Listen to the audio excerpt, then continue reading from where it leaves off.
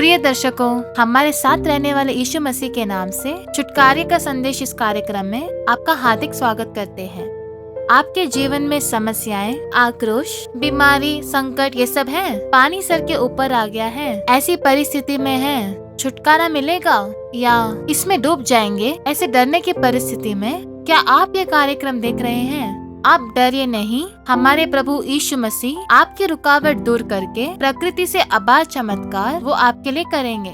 पूरे विश्वास से निरंतर ये कार्यक्रम देखें। और अब हमारे प्यारे भाई मोहन सी लाजरस शुभ संदेश देकर आपके आशीर्वाद के लिए और छुटकारे के लिए एक छोटी सी एक प्रार्थना करेंगे।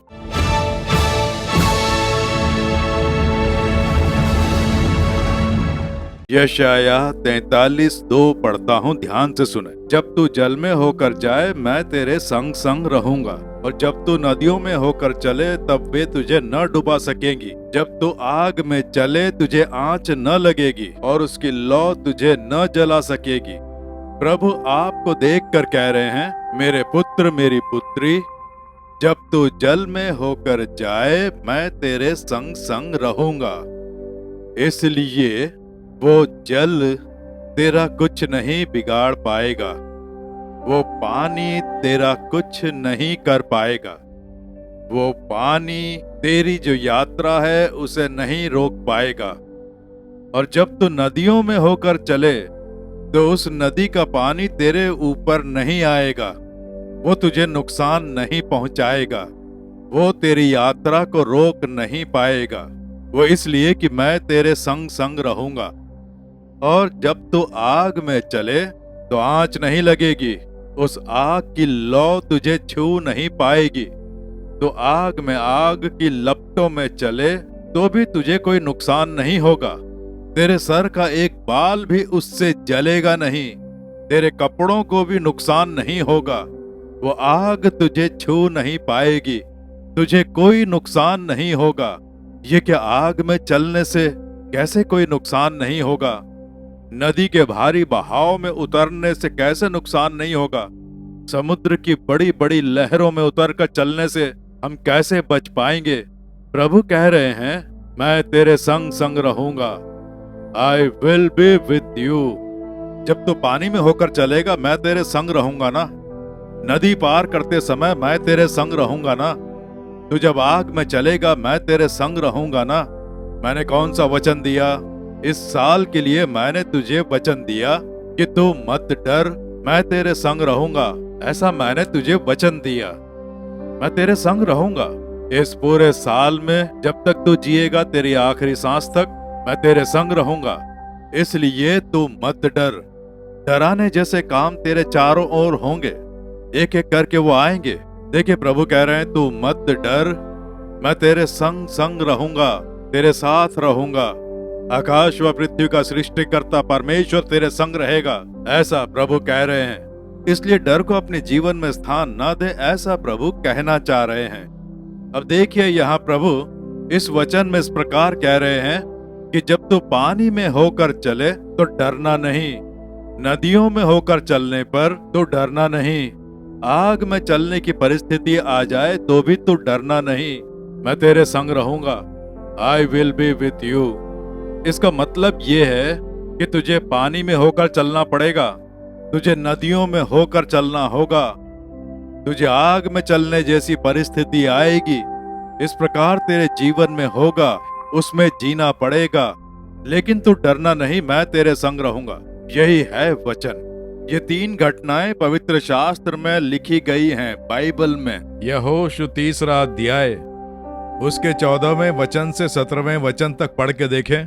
इसलिए जब प्रजा के लोगों ने अपने डेरों से यर्दन पार जाने को कूच किया और याजक वाचा का संदूक उठाए हुए प्रजा के आगे आगे चले और संदूक के उठाने वाले यर्दन पर पहुंचे, और संदूक के उठाने वाले याजकों के पांव यर्दन तीर के जल में डूब गए। तब जो जल ऊपर की ओर से बहा आता था वह बहुत दूर अर्थात आदाम नगर के पास जो सारतान के निकट है रुककर एक ढेर हो गया और दीवार सा उठा रहा, और जो जल आराबा का ताल जो खारा ताल भी कहलाता है उसकी ओर बहा जाता था वह पूरी रीति से सूख गया, और प्रजा के लोग यरीहो के सामने पार उतर गए। और याजक यहोवा की वाचा का संदूक उठाए हुए यरदन के बीचों बीच पहुंचकर स्थल पर स्थिर खड़े रहे, और सब इस्राएली स्थल ही स्थल पार उतरते रहे। अंत में उस सारी जाति के लोग यरदन पार हो गए। अब देखिए, यरदन नदी वो कनान देश के पास पहुंच गए। उस तरफ यरीहो नगर, वचन अनुसार देश दिखाई दे रहा है। अब ये जो यरदन नदी है, ये हरमोन की पहाड़ी से बह के निकलती है और गलील के समुद्र में आके मिल जाती है। फिर गलील के समुद्र से ये नदी बहकर मृत सागर में पहुंचती है। पवित्र शास्त्र के पिछले हिस्से में उस मैप में देखेंगे तो आपको दिखाई देगी यरदन नदी, उसमें ऊपर गलील का समुद्र और नीचे मृत सागर। तो मृत सागर में यरदन नदी जहां पहुंचती है, उसके पास ही ये लोग यरदन नदी को पार करते हैं। और उस समय सर्दियों के दौरान पानी बाढ़ की तरह बहता है, ऐसा कहा गया है। जल कुछ साल पहले हमने देखा था ना, दिसंबर में तमिलनाडु में कैसे बाढ़ आई। चेन्नई शहर पूरा बाढ़ से डूब गया था और बहुत सारे जिलों में हम लोग बाढ़ के कारण कहीं भी यात्रा नहीं कर पाए, क्योंकि सारी नदियां उफान पर थीं। तो ऐसे जब बाढ़ आ जाती है तो वो वहां किसी को जाने नहीं देती है। पुलिस वाले कहते हैं उधर मत जाओ, ऐसा बोल के रोक देते हैं। कुछ लोग बोलते हैं इससे क्या होगा, हमने तो नदी पर पुल बनाया हुआ है ना। वैसे पुल पर जाने वाली कितनी गाड़ियां पलट गई हैं, हमने टीवी में देखा है ना।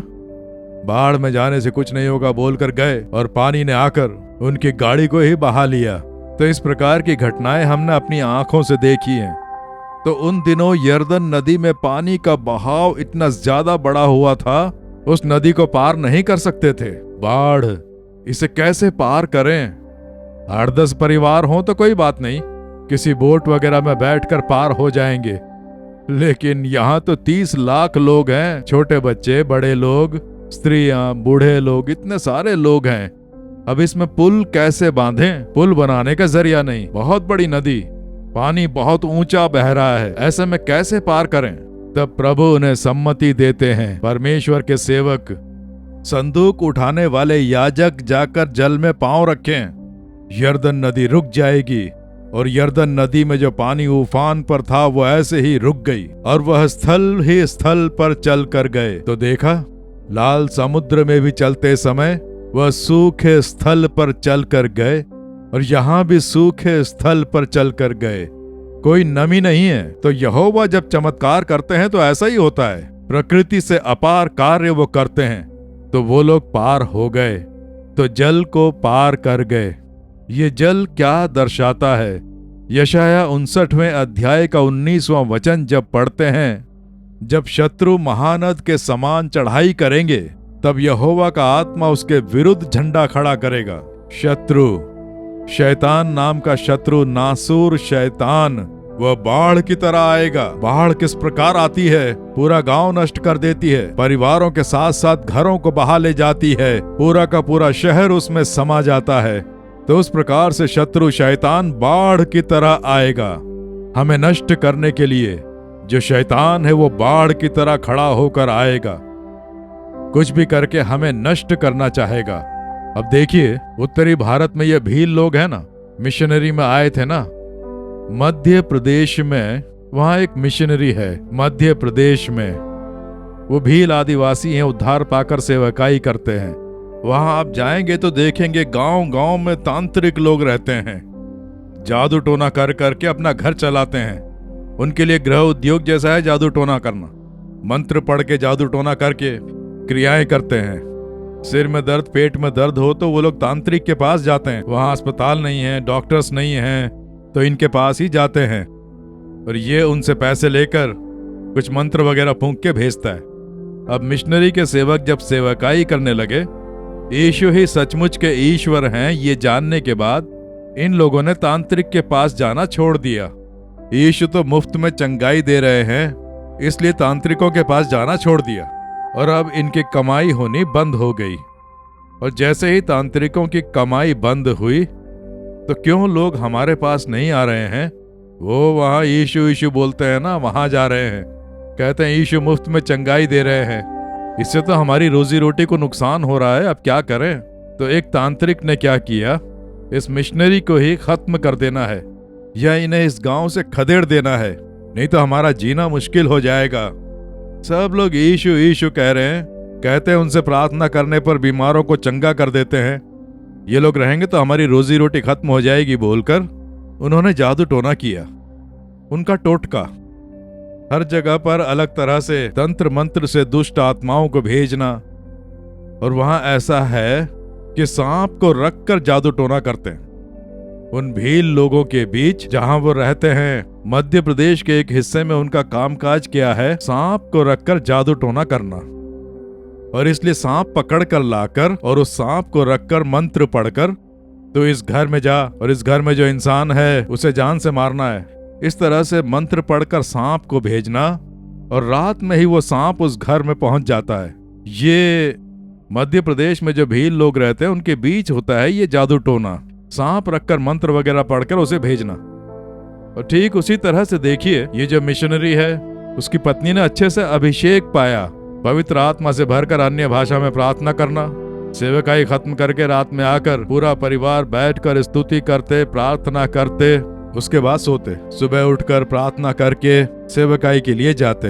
एक दिन सुबह सवेरे उठकर वो प्रभु के समूह में प्रार्थना करता है, भोर में उठकर, और जब अन्य भाषा में प्रार्थना करता है तो प्रभु कहते हैं, तू अपने घर के इस कोने में जाके देख, एक सांप लेटा हुआ है, जाके उसे मार दे, ऐसा प्रभु ने कहा। क्या हमारे घर में सांप है? इसने तुरंत ही घर की लाइटें जलाकर कहाँ है देखा तो जहां प्रभु ने कहा था उस कोने में वो सांप लेटा हुआ है, कुंडली मारकर। यीशु के नाम से तुझे मारता हूं, और मारकर उसे ले जाके दफना दिया। खत्म हो गया बस। और फिर से अगले हफ्ते उसी दिन, इस तरह से हर हफ्ते एक खास दिन वो जादू टोना करते। और फिर अगले हफ्ते उसी दिन भोर में प्रार्थना के समय प्रभु कहते हैं कि तेरे घर में एक सांप आया है और इस समय वो तुम्हारे पलंग के नीचे है, जाओ देखो, ऐसा कहते हैं। वो जाके देखता है तो वहां पर वो सांप है, वो उसे मार देता है। इस तरह से 3 हफ्ते तक लगातार सांप आता है। उस एक विशेष दिन में उस सांप को वो तांत्रिक भेजता है कि जाके उसे मार दे। लेकिन ये सब परिवार प्रार्थना करते हैं, ये पवित्र आत्मा में प्रार्थना करते हैं, इसलिए सांप उनके घर में आया, लेकिन वो किसी को भी डस नहीं पाया। जबकि घर में बच्चे भी हैं, पत्नी भी है, किसी को भी डसने की प्रभु ने उसे अनुमति नहीं दी, नहीं काटा। परमेश्वर की सुरक्षा थी, इसलिए वो सांप घर में तो आया पर नुकसान नहीं पहुंचा पाया। वो तीसरे हफ्ते में भी आया, इसलिए उन्होंने उपवास रख के प्रार्थना की। तब प्रभु ने कहा कि वो जो तांत्रिक है वो तुम्हारे विरोध में जादू टोना करके इस तरह से सांप को भेजता है, तुम उपवास रख के प्रार्थना करोगे तो इससे छुटकारा मिलेगा। तो तुरंत पति पत्नी दोनों ने उपवास रखकर हमारे विरोध में जो भी जादू टोना किया जा रहा है वो यीशु मसीह के नाम से नष्ट हो जाए।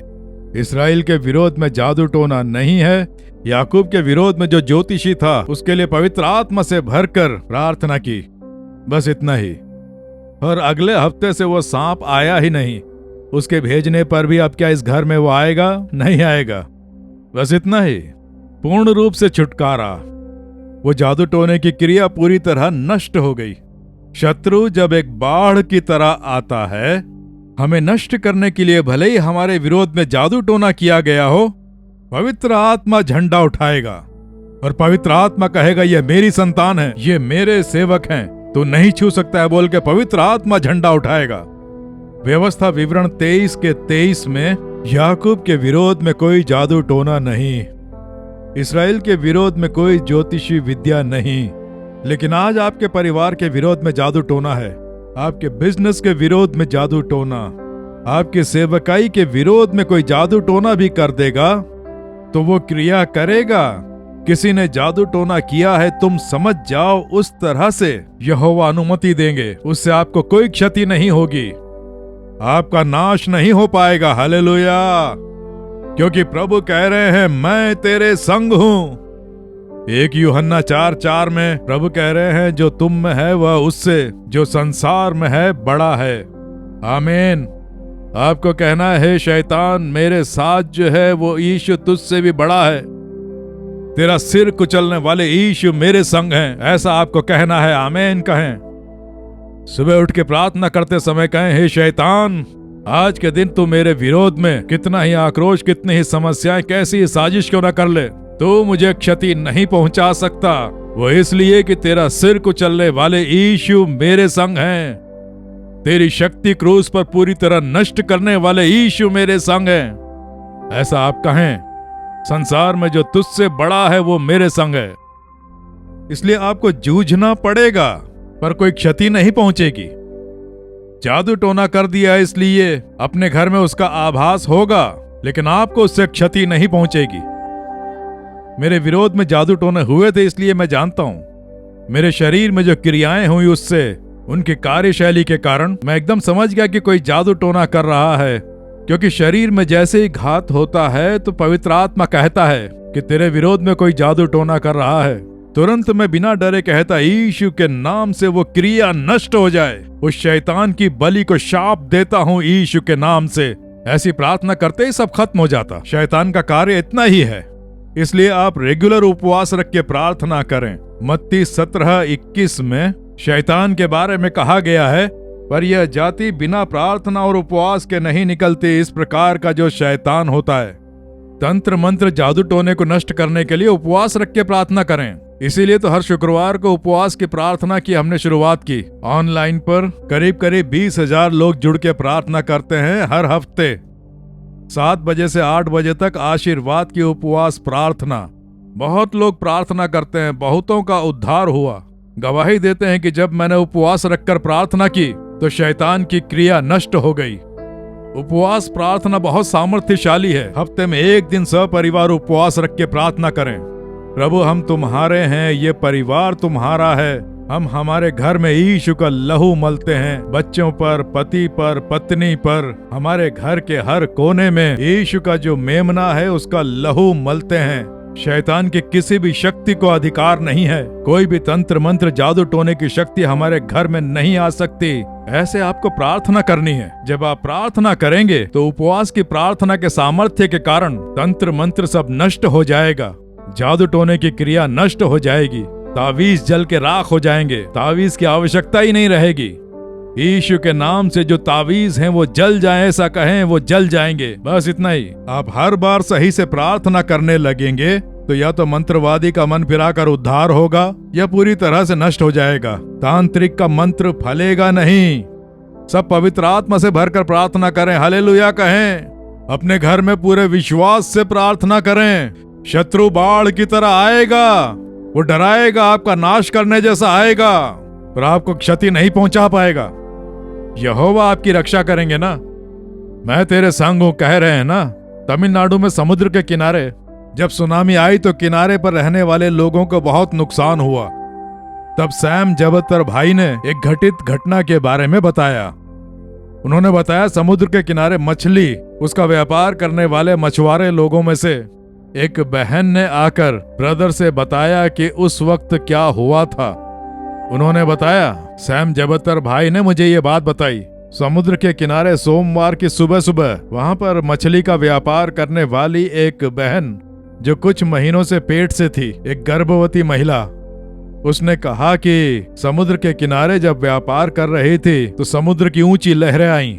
सब भागते हैं कि ऊंची ऊंची लहरें आ रही हैं, भागो भागो। तब ये सुनामी है, कोई जानता नहीं था ना। समुद्र की ऊंची ऊंची लहरें आ रही हैं और सारे लोग भाग रहे हैं, समुद्र का किनारा छोड़ के भाग रहे हैं। लेकिन ये पेट से थी, भाग नहीं पा रही थी, बहुत तकलीफ से भाग रही थी। पीछे बड़ी लहरें आ रही थी। मुड़ के देखती है, लहरें आ रही हैं, उसकी नजरों के सामने है। पलक झपकते ही वो लहर उसे दबोच लेगी। बाकी के लोग बहुत दूर भाग गए, लेकिन ये पेट से थी। ऐसी हालत में कैसे भागती। तुरंत, हे यीशु मुझे बचाओ, ऐसी प्रार्थना की। बस इतना ही। और उसके प्रार्थना करते ही उसके पीछे जो समुद्र की ऊंची लहर आ रही थी वो 2 भागों में बंटकर उसके पास से निकली। कैसा लगेगा जरा सोच के देखें। उसने इसे छुआ भी नहीं। ऊंची लहर उठकर आई, जैसे ही कहा कि यीशु मुझे बचाओ, वो 2 भागों में बंटकर ऐसे दोनों तरफ घात किया, बीच में घात नहीं किया, और ये बच के भाग के निकल गई। उसने बताया कि मेरे लिए प्रभु ने समुद्र को फाड़ दिया। वो आज भी चमत्कार करने वाले परमेश्वर हैं। शैतान को बाढ़ की तरह आने दो, वो आपको छू नहीं पाएगा, आपके परिवार को छू नहीं पाएगा। क्योंकि आप लोग पवित्र आत्मा से भरे हुए हो। आकाश व पृथ्वी के सृष्टिकर्ता परमेश्वर आपके संग हैं। हालेलुया। यही तो प्रभु कह रहे हैं, तू मत डर, मैं तेरे संग हूं, मैं तेरे घर में हूं। कोई भी शैतान कैसे घर में आएगा, लेकिन आपको अपना घर प्रार्थना से भर के रखना होगा। आपके घर से स्तुति और प्रार्थना की आवाज आती रहनी चाहिए। हमेशा प्रभु की उपस्थिति आपके घर में रहे, तब शैतान आपके घर में नहीं आ पाएगा। इसीलिए तो प्रभु कह रहे हैं, भले ही शैतान बाढ़ की तरह आए, आपको क्षति नहीं पहुंचा पाएगा।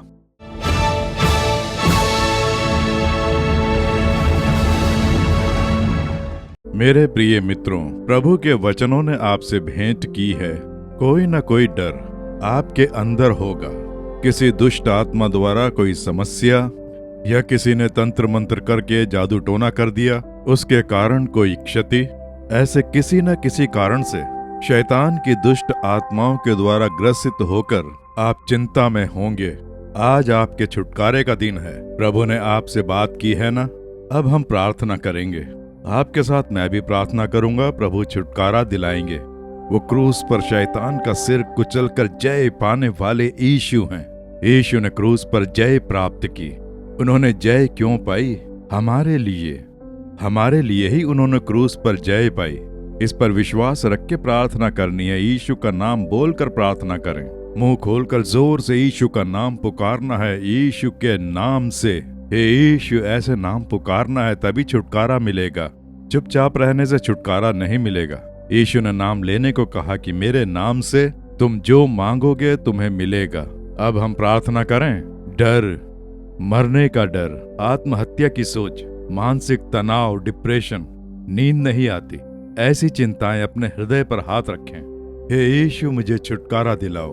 हे यीशु, ऐसे यीशु का नाम पुकारें। हम प्रार्थना करें। परम पिता, नासरी यीशु के नाम से तुम्हारी संतान के छुटकारे के लिए प्रार्थना कर रहा हूँ। ये डर लाने वाली दुष्ट आत्माएं, मानसिक तनाव लाने वाली दुष्ट आत्माएं, आत्महत्या कराने वाली आत्माएं, रात में सोते समय नींद खराब करने वाली दुष्ट आत्माएं, ऐसी दुष्ट आत्माएं, तंत्र मंत्र जादू टोने की क्रियाएं, इन बच्चों के, इनके परिवारों के विरोध में आने वाली उन दुष्ट आत्माओं को मैं यीशु के नाम से फटकारता हूँ। ये दुष्ट आत्माएं दूर हो जाएं यीशु के नाम से। इसी समय इनके पास से निकलकर दूर हो जाएं यीशु के नाम से।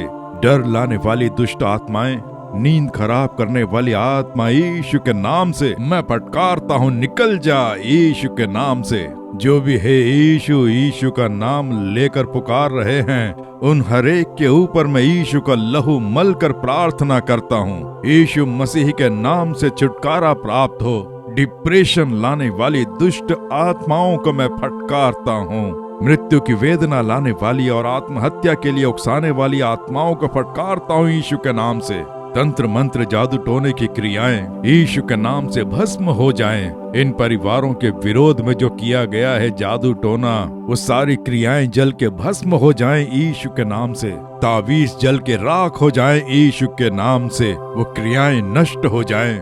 अब इनके घरों में शत्रुओं का सताना बंद हो जाए। इनके घरों में शैतान की परछाई तक न पड़े। डराने वाली आत्मा इनके घरों में प्रवेश न कर पाए। इनके घर परिवार तुम्हारे सामर्थ्य को सौंपता हूँ। आज से ही इनकी रक्षा करना। हे प्रभु, डर के द्वारा और जादू टोने के द्वारा जो इन्हें बीमारी आई है, ये बीमारी लाने वाली आत्माएं, मैं उन्हें फटकारता हूँ। यीशु के नाम से निकल जा दुष्ट आत्मा।